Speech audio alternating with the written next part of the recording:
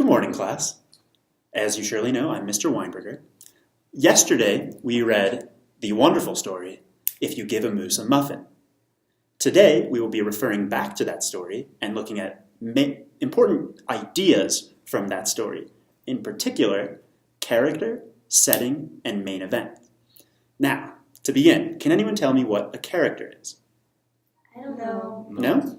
Well, guys, get ready because this is going to change your lives. For the rest of your lives, characters will be important and it will make stories so much more enjoyable for you all. So, to begin with, a character can be a person or an animal or a thing.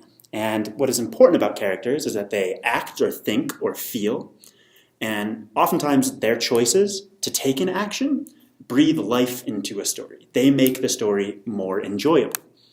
So basically, a story can't exist without a character. So, does all of this make sense so far? Yes.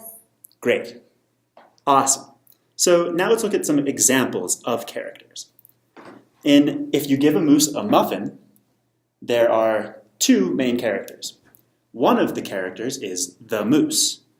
This is because the moose does a ton of things throughout the story that make the story more interesting.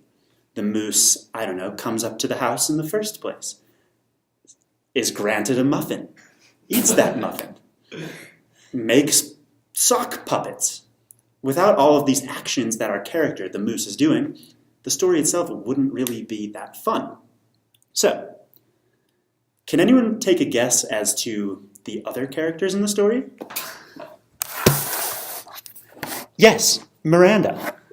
Is it the muffin? Oh, not quite, and I'll explain why. So, let's think about what characters do, right? They act or think or feel. What does the muffin do in the story to act or think or feel?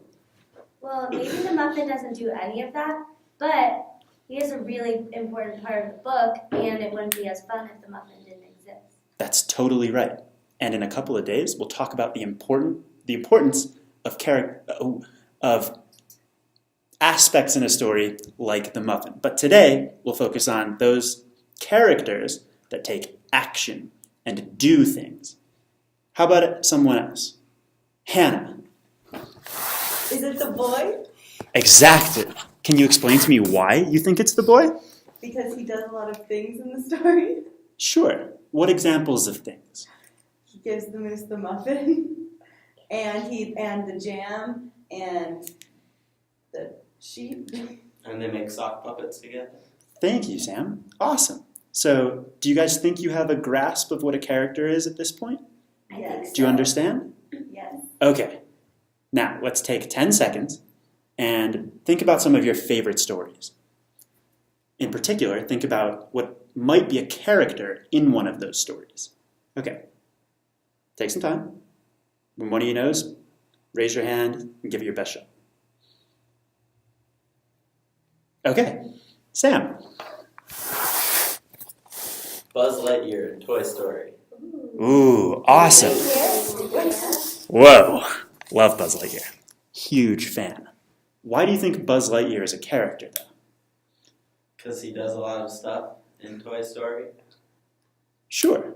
How about particular actions? What does Buzz Lightyear do that really makes the story exciting? He usurps Woody's place. Ooh, great vocabulary word, Sam. But yeah, no, I think you're spot on. He does important things in Toy Story, acts with Woody, another main character, which you identified, and makes Toy Story great. Anyone else? Hannah. The Lorax. The Lorax. I love that book. Awesome. Sam loves that book. I thoroughly enjoy that book.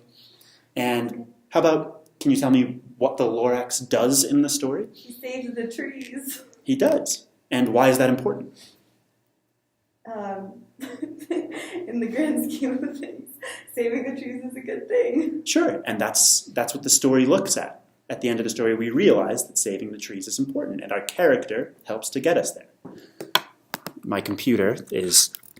Okay, we're great. Fantastic. Awesome. Let's move on. So, now, before we reach setting, does anyone know what the setting is.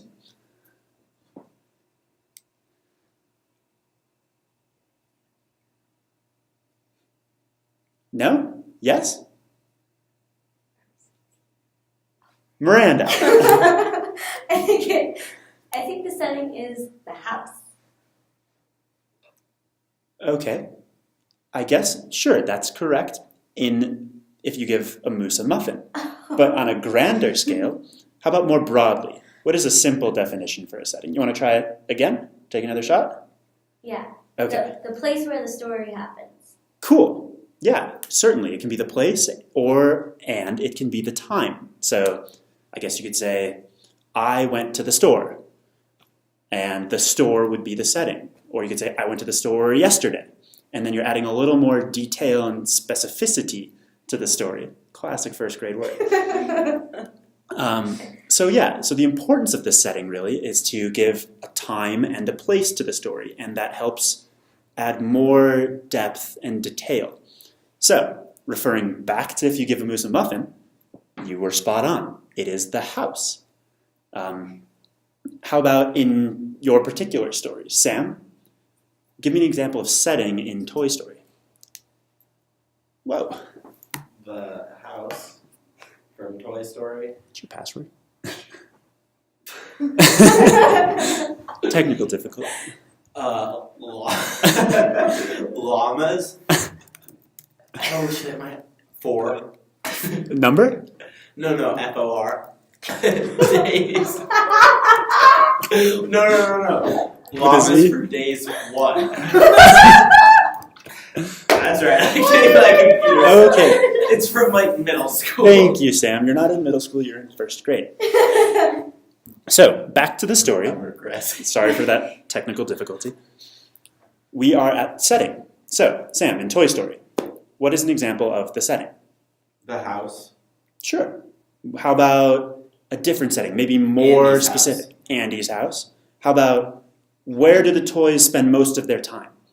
In Andy's room. In Andy's room. Sure. Oh, wait, what was that, Miranda? Pizza Planet. Pizza Planet. These are all examples of settings. These are places where our characters interact and advance the story forward and make it more exciting. Can you imagine Toy Story without a setting? It would just be characters in nowhere. I can't wrap my head around that. That's crazy. So, Hannah, how about in your story? I think it's in. Oh God, what was it even What called? was your story? The Lorax. Oh, I forget. Whoville? No, that's That's the Horton other Hears one. a Who. That's Horton Hears a Who. Yeah, So that's also the Grinch, though. The Grinch happens in Whoville? no. No, the Who's Regardless. I think you understand, which is perfect. Great job. Wonderful. Okay. Lastly, let's talk about events, particularly main events. So, does anyone know what an event is?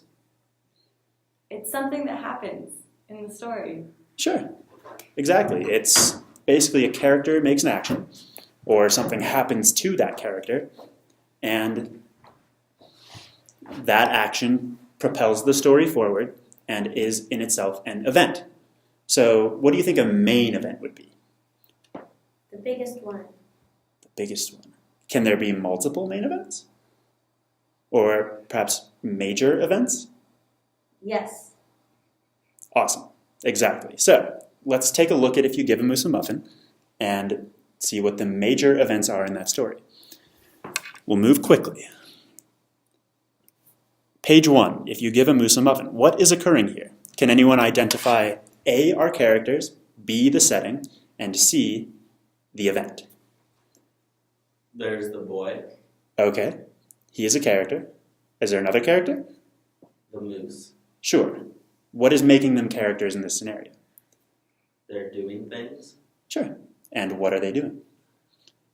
The boy is trying to give the moose a muffin. Yeah, great. How about the setting? Miranda? I think the setting is outside of the house. Right. Perfect. Do we know the time? Looks like daytime. Awesome. And I guess that gives us some context.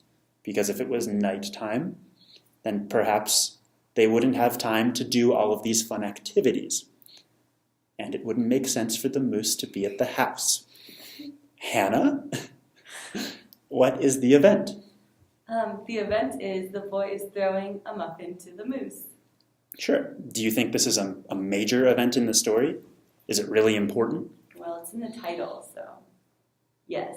Yes. Can you tell me why, aside from the fact that it's in the title? It is the first of a long chain of events. So if this event didn't happen, maybe none of the other events would happen. That's a very good answer. Well done. All right, let's move forward. He'll want some jam to go with it. Is this a major event?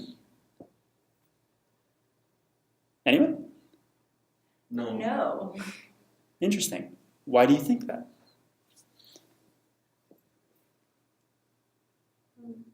Because it's just adding on to the moose getting a muffin. It seems Part. it seems secondary to the main event, which is the moose getting the muffin. Okay, I can agree with that. Yes, I agree. In which case, many of the subsidiary events, or the following events, would also be mere events and not entirely major. So I guess in this story, if you give a moose a muffin, we've identified one major event, which sets everything in motion in the story and gives us some direction. And without this major event, none of the following events would serve much of a purpose or would make much sense. Right? Yes. Okay. Finally, before we break into small groups and address these issues amongst one another, can anyone name other main events in their favorite stories? Miranda, did you have a story? I did not have a story. No? What about Good Night Moon? That's what I was going to say. We were talking about that last class. I remember. We were. That. Yeah. The main event in Goodnight Moon is that the main character is going to sleep. Sure. And if the main character wasn't going to sleep, that major event, without that major event, the story itself, There'd be no reason to say goodnight to anyone. right? If it were in daytime, like the setting in If You Give Him a Muffin, then that major event wouldn't make much sense. Yeah. And the story itself would be kind of crazy. Mm-hmm. Awesome. So, before we take a break, what's going to happen next is you'll break into groups, discuss stories, take a look at these worksheets, make short one-sentence stories, including a character, a setting, and a major event. And then tonight, we'll do some more homework just individually. You'll come in tomorrow, and we'll take a look at all of your stories. Does that sound good? Yeah. Awesome. Thanks, guys. Let's go get some snack. Yeah. Woo! First graders have For homework. sale. Yeah, Baby shoes.